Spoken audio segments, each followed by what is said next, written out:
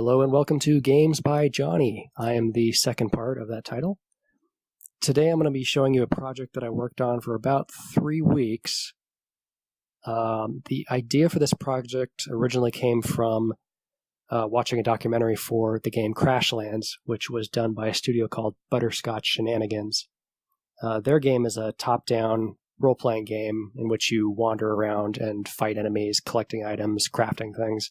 I thought that sounded pretty cool. I want to see if I can do something kind of like that, but with my limited skill set. And so what you see is what I made. It's all played through the mouse, so everything moving, interacting is all done with the mouse. And so with that, let's just jump in and I'm going to show you what it does, how I made it, and anything else I can think of. So if you click, you'll notice, first of all, the terrain just kind of slides up. Oop, there's some enemies. Slides up into place. It was pretty easy to get that going, actually. I think I managed to get that in just a couple days. Let me get rid of these bad guys so I can concentrate on explaining this.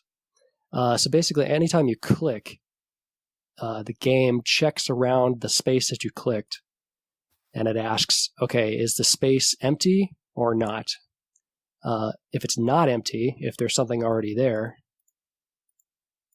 then it doesn't do anything. But if it is empty, it says, okay, let me slide some terrain in there. And that's pretty simple code, honestly. Then the rest is handled by a tween, which makes the terrain slide up into place. It makes any objects on the terrain, such as the tree you see there, that kind of scales to size. The trees here, as you can see, anything that can be interacted with, basically a white halo will appear underneath it. In the case of the tree, if you click on it, the player brings out an axe, begins to chop it, and after about 5 swings, the tree is destroyed. And then you can collect this nice little wood.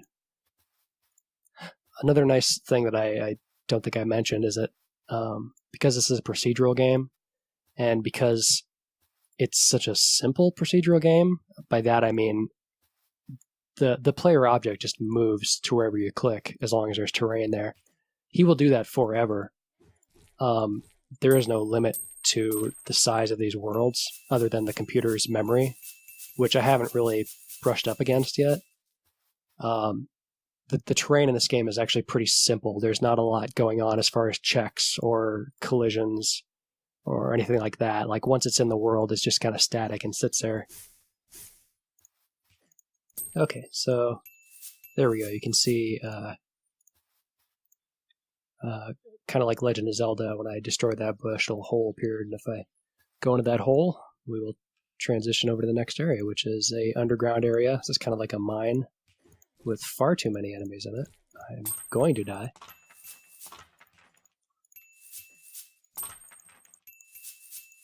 Okay.